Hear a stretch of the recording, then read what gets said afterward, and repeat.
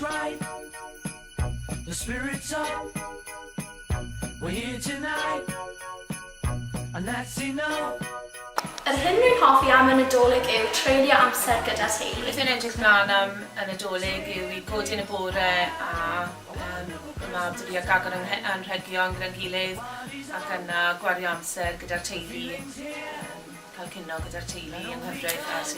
Un o'r prif bethau wy'n edrych mlaen i dros y Nadolig yw troi'r addaniadau Nadolig arno, bod i'n o'r tu fas, cael cwtio mewn, gweithio ffilm gyda fy mab i ar y teledu a jyst joio ymlacio a lot o fwyta.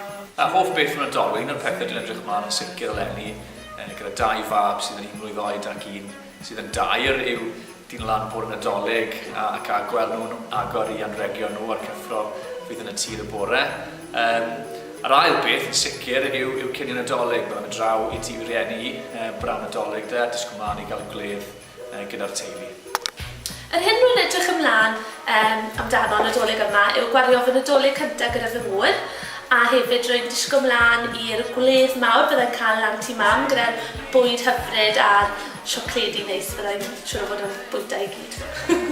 Fy hoff beth i am Nadolig yw noswyl Nadolig a chodi lan yn gynnar yn y bore.